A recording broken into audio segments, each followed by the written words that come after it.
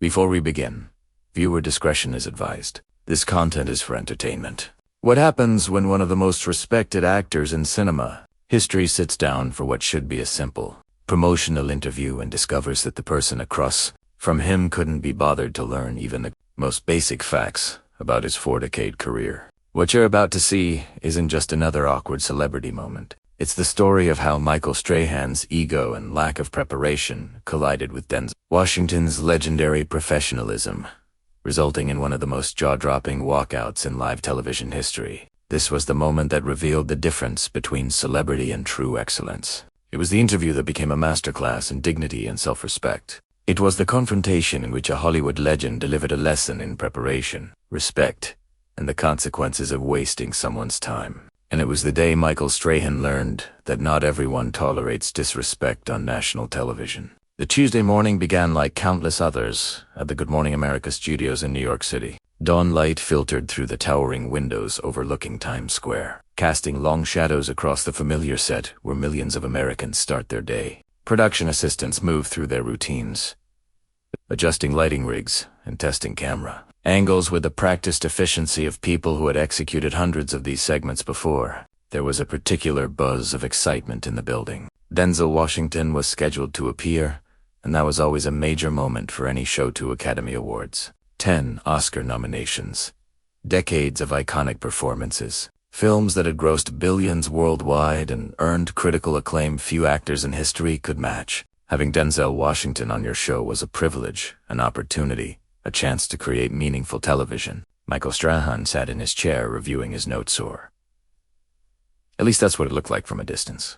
The former NFL star turned television personality had built a successful career on charisma and easy charm, the ability to connect with guests through casual conversation, and that signature gap-toothed smile audiences loved. He'd interviewed countless celebrities, hosted major events, and become a recognizable figure in American media. But on this particular morning, something was off. The way he glanced at his notes seemed perfunctory, distracted. The briefing materials his producers had prepared sat largely unread. He appeared confident, ready to rely on the same approach that had worked countless times before. Wing it. Keep it light, let personality carry the conversation. What he didn't realize was that Denzel Washington was not the kind of guest for whom that approach worked. Denzel had been doing interviews since before Strahan played his first professional football game. He'd sat across from some of the best journalists in the world, engaged in thoughtful conversations about craft, art, and the responsibility of storytelling. And he could tell instantly whether someone had done their homework. The audience filed into the studio with palpable excitement, eager to hear from a master of the craft. They settled into their seats, phones silenced, ready for what they assumed would be a thoughtful conversation between two successful men. Backstage, makeup artists made final adjustments. Sound engineers ran their last checks. Cameras were positioned perfectly. Everything was ready except, as it turned out, the host. When Denzel walked in, the studio erupted in applause. He moved with his trademark grace and dignity, greeting the audience warmly. At 68, he carried himself with the ease of someone who had earned every bit of respect he commanded. His suit was impeccable. His presence filled the room effortlessly. Strahan rose to greet him with his trademark smile, shaking his hand enthusiastically and guiding him to the guest chair as if this would be just another smooth segment. They exchanged pleasantries as Denzel settled in, the audience still buzzing, unaware they were about to witness something unprecedented. The cameras rolled. The segment began, and within the first 30 seconds, it was clear something was going very wrong. "So," Denzel Strahan began, leaning back casually, "I gotta ask you about this new movie of yours. Another drama, another serious role. Don't you ever get tired of playing the same type of character over and over?" The question landed like a thrown brick. To a casual viewer, it might have seemed fine. But to anyone familiar with Denzel's career on a basic level, the question revealed something unmistakable.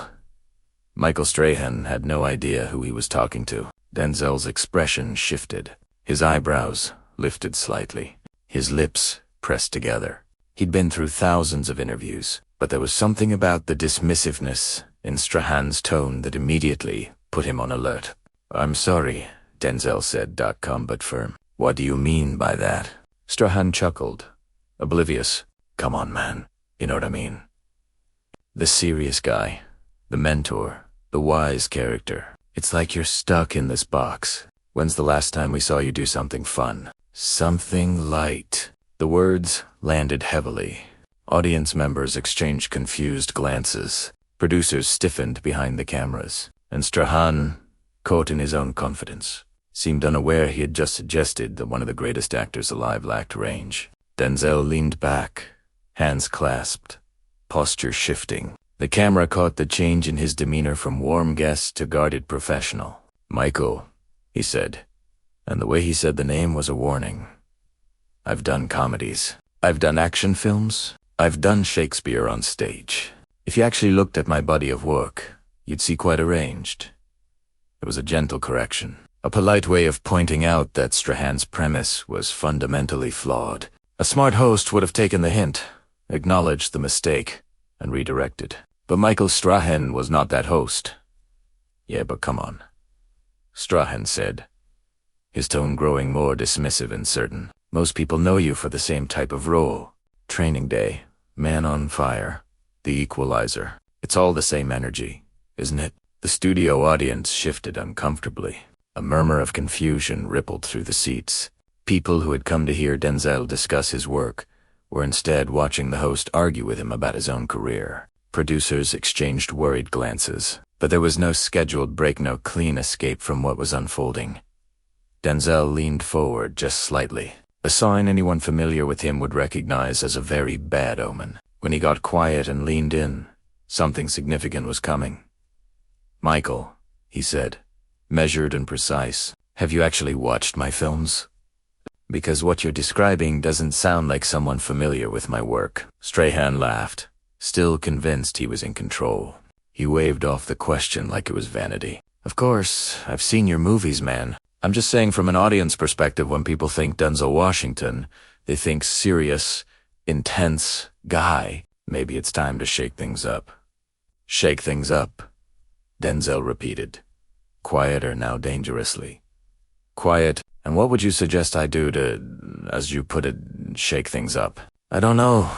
Strahan shrugged casually. "Maybe try some comedy. Do a romantic comedy or something. Show people you can be funny. Loosen up a little bit." The condescension was no longer subtle. What had begun as a clumsy question had become blatant disrespect. The audience sensed it. They were now witnessing something extraordinary, and not in a good way. Denzel's jaw tightened just enough for the camera to capture it.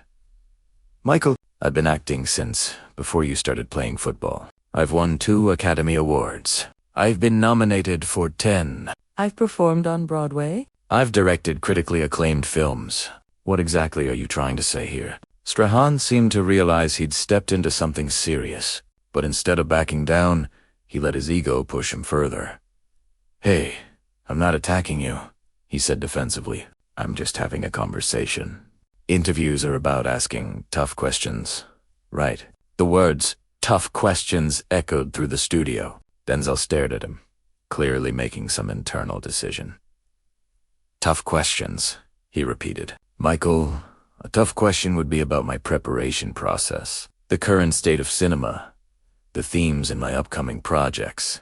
What you're doing is making assumptions based on a very surface-level understanding of my work." Strahan's smile faltered small, but telling.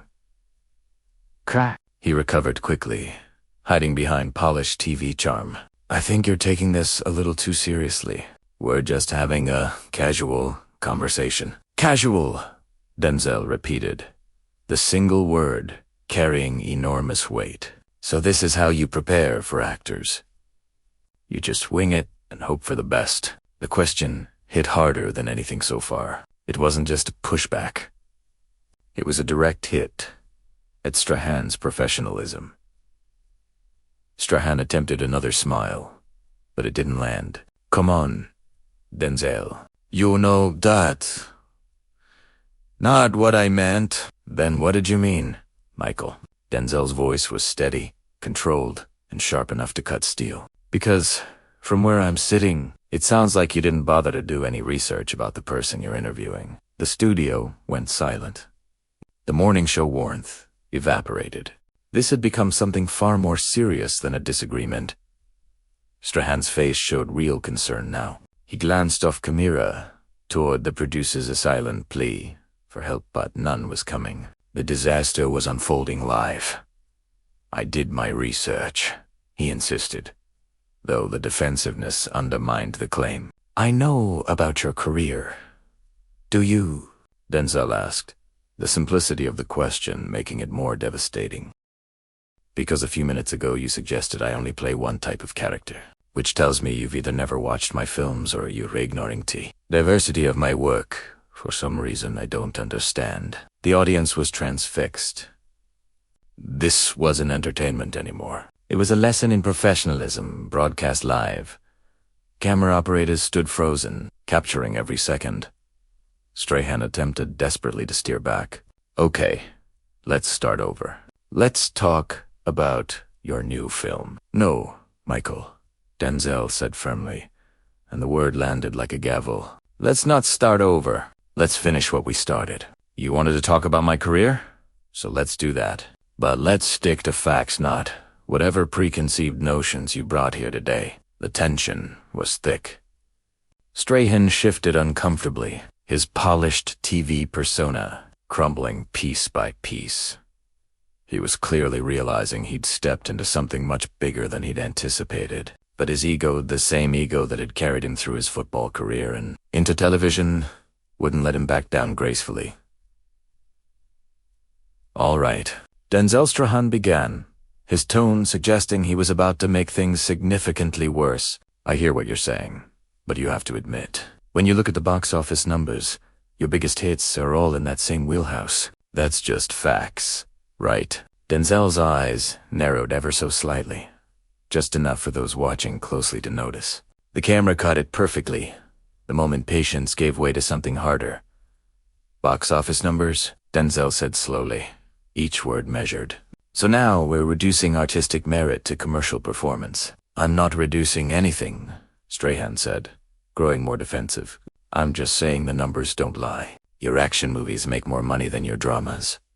"Michael," Denzel said, leaning forward, "do you know what my highest grossing film is?" Strahan hesitated, thrown off by the direct question.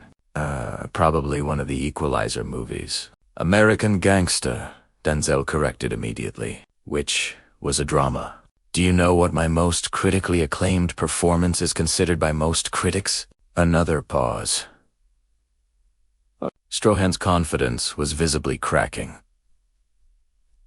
"Training Day?" he guessed. "Many would say Fences, which I also directed," Denzel replied. "Or Malcolm X. Or The Hurricane. All dramas, Michael.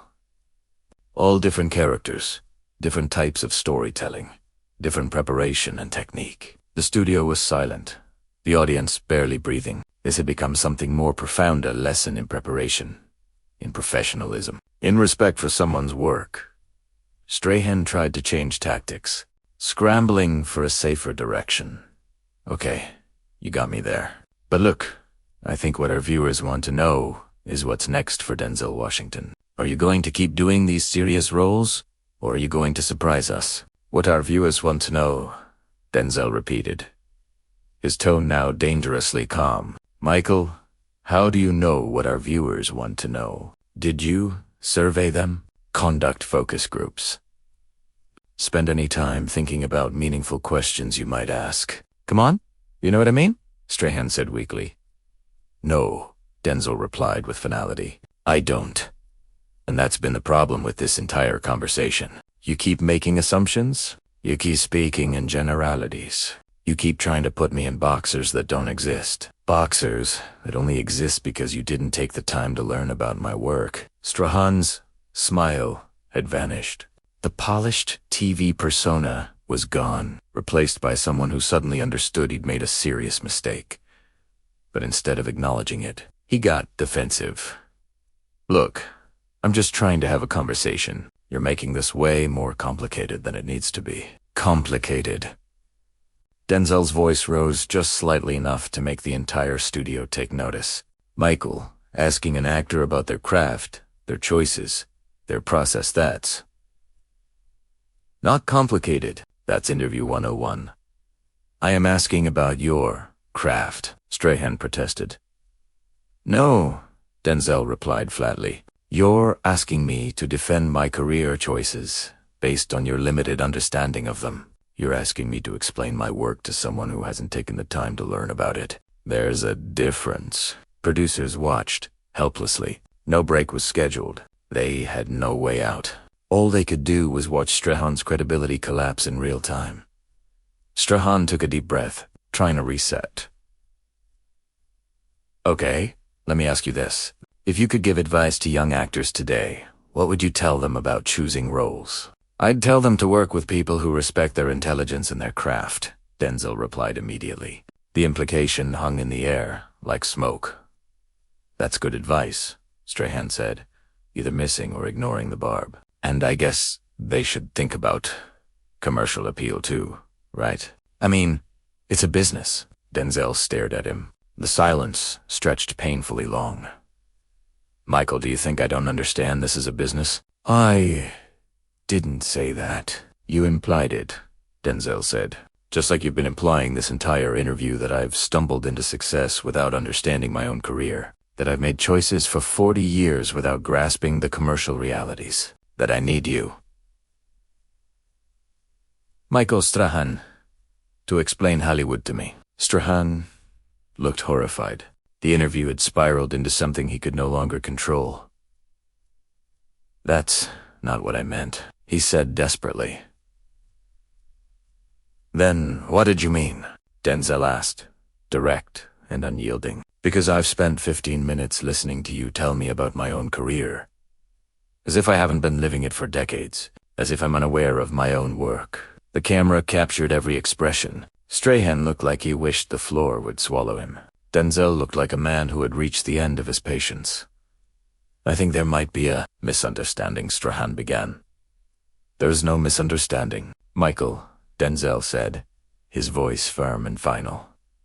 The understanding is crystal clear. You came into this interview with a set of assumptions about who I am and what my career has been, and instead of asking questions to learn something new, instead of showing curiosity about someone with decades of experience, you've spent our time together trying to get me to confirm your preconceptions.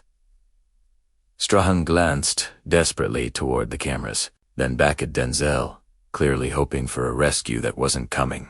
The producers couldn't help him. His co-hosts couldn't help him. He was completely alone in a disaster of his own making.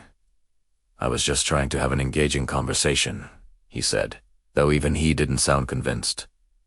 Engaging for whom? Denzel asked. Because from where I'm sitting, this feels more like you're trying to prove a point that only makes sense to you. Like you're more interested in hearing yourself talk than in actually learning anything about the person you invited onto your show. The studio was silent enough to hear the air conditioning humming. Everyone knew they were witnessing something unprecedented, something that would be talked about for years. This wasn't just a difficult interview. It was a complete breakdown of professional courtesy, basic respect, and the fundamental contract between hosts and guest. Look, maybe we should talk about your new movie, Strahan suggested, grasping at any chance to redirect.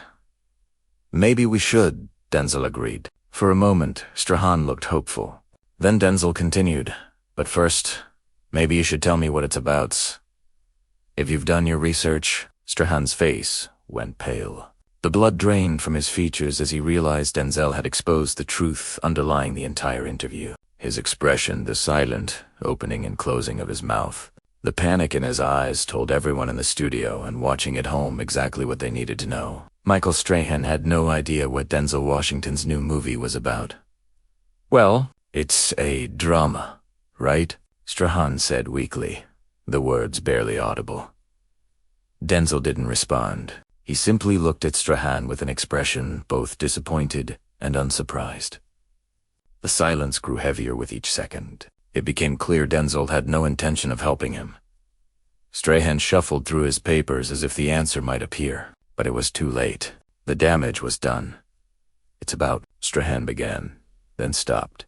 It deals with some heavy themes, right? Denzel's expression remained unchanged, his steady stare making the truth undeniable. The host had no idea what he was talking about. Michael, Denzel finally said, his voice low enough that everyone had to lean in. How long have you known you were going to interview me today? What do you mean? Strahan asked, panic mixing with confusion. It's a simple question, Denzel said, his tone precise. How long have you known I'd be your guest? Strahan shifted in his seat. Well, these things are scheduled weeks in advance. Weeks? Denzel repeated, letting the word hang. So you've had weeks to prepare, weeks to learn about my work, weeks to come up with thoughtful questions. And this, he gestured between them, is what you came up with? The statement wasn't a question. It was a verdict. Look, sometimes the best interviews feel natural, conversational, Strahan said. Natural, Denzel repeated. Michael, there's nothing natural about asking someone about their career without bothering to learn what that career actually is. There's nothing conversational about wasting someone's time with assumptions and generalizations. I know your career, Strahan said weakly. Do you? Denzel asked, leaning forward. Then tell me about my new film. Tell me what it's about. Tell me who I play. Tell me who directed it. Tell me anything at all that shows you spent even 5 minutes preparing. Strahan's silence grew more painful by the second. This is ridiculous, he finally snapped, embarrassment turning into defensiveness. I don't need to prove anything to you. I'm the host. The words hit the room like a shockwave. If any chance of saving the interview had existed, it vanished instantly. You're the host, Denzel repeated, sounding genuinely surprised. And what exactly do you think that means? It means I ask the questions. You answer them, Strahan said, clinging to what was left of his composure. That's how this works. Denzel stared at him, something shifting behind his eyes. Then he slowly shook his head. No, Michael, he said, voice calm but absolute. Being the host means you have a responsibility to your guests and to your audience. It means you come prepared. It means you show respect for the people who take time out of their lives to be here. It means you understand that your platform is a privilege, not a right. I am showing respect, Strahan protested. Are you? Denzel asked, his voice growing stronger, more direct. Because from where I'm sitting, it looks like you think you can wing it. Like my time doesn't matter. Like my work doesn't matter enough for you to spend one single hour learning about it before I walk through that door. Strahan's face reddened, embarrassment mixing with anger. That's not fair. What's not fair, Michael? Denzel said, his voice rising slightly, is bringing someone onto your show and wasting their time with lazy questions and baseless assumptions. What's not fair is having a platform with millions of viewers and not taking it seriously. What's not fair is treating your guests like props instead of people who deserve respect. The audience was fully locked in now. This had gone beyond entertainment. It had become a lesson in professionalism, dignity, and what real respect for someone's work looks like broadcast live to millions. Look, I think you're overreacting, Strahan said. Everyone in the studio knew instantly he had made another huge mistake. Denzel went completely still. When he spoke, his voice was calm in a way that signaled danger. I'm overreacting. Yeah. I mean, Strahan couldn't seem to stop himself. This is just a morning show interview. It's not that serious. Not that serious, Denzel repeated, each word carrying the weight of 4 decades of craft. Michael, do you know how many people watch this show? Of course I do, Strahan said, though the confidence had drained from his voice. Do you know how many young actors are watching right now? Denzel continued, his voice gaining intensity. Seeing how you treat someone with 4 decades in this industry. Do you know how many students, aspiring filmmakers, people who dream of doing what I do, are watching this, learning that this is how interviews are conducted, that this is the level of respect they should expect? The camera captured Strahan's face as the words sank in. He was finally starting to understand that this wasn't about one interview anymore. It was about the message being sent to an entire generation of artists. I didn't think about it that way, Strahan admitted quietly, some of his defensiveness cracking. No, Denzel said. You didn't think at all. And that's the problem. Then Denzel Washington did something that would be replayed for years. He stood up slowly, deliberately, with the same precision he brought to his performances. The movement was simple, but everyone understood its meaning immediately.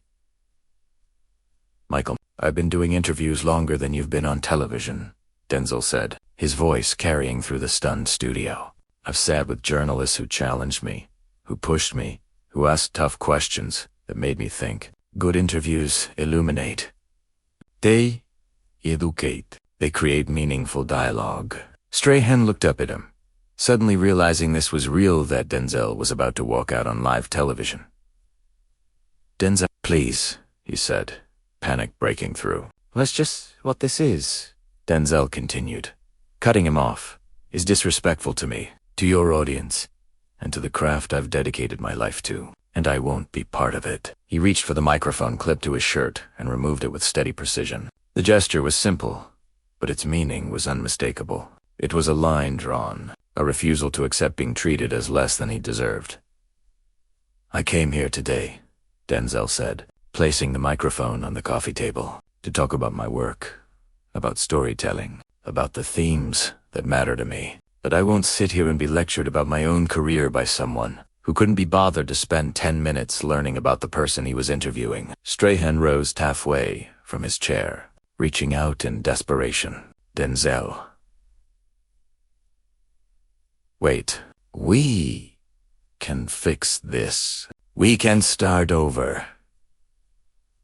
"Fix what, Michael?" Denzel asked, his voice calm, final. "The fact that you were unprepared.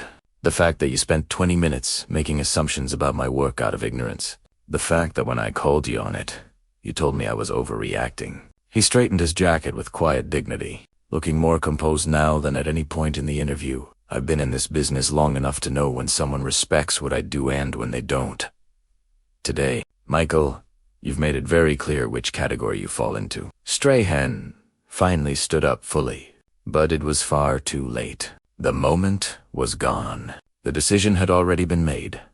Denzel turned toward the exit, posture straight, pace controlled, absolutely determined. "Denzel, please." Strahan called out one last time. Desperation unmistakable. "Don't do this." But Denzel didn't turn around, didn't acknowledge him, didn't pause. A walk at a Y. His head high dignity intact, until he disappeared through the studio door.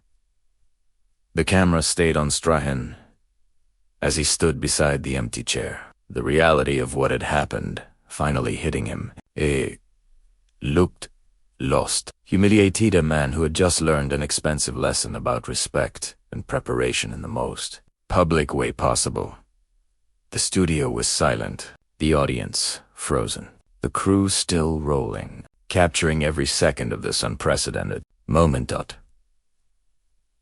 One thing was clear to everyone watching.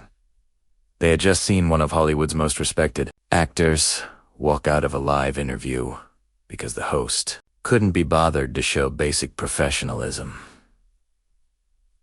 A routine promotional segment had turned into something else, entirely something that would be studied in journalism and media classes, a demonstration of what happens when ego and laziness collide with excellence and discipline, a reminder that respect is earned, not given, and that some people like Denzel Washington, have every right to demand it.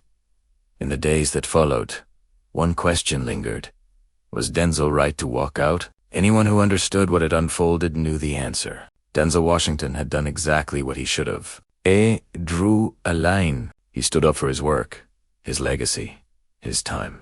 He refused to accept being treated as anything less than the professional he spent 40 years becoming. And Michael Strahan learned a lesson no media coach could have taught him. Charm and charisma are no substitute for preparation and respect. And some people, the great ones, will simply walk away rather than tolerate disrespect on national television. The cameras eventually cut away. But the moment was captured forever, a record of what dignity looks like, what professionalism means, and what happens when someone finally says enough to behavior that never should have happened in the first place.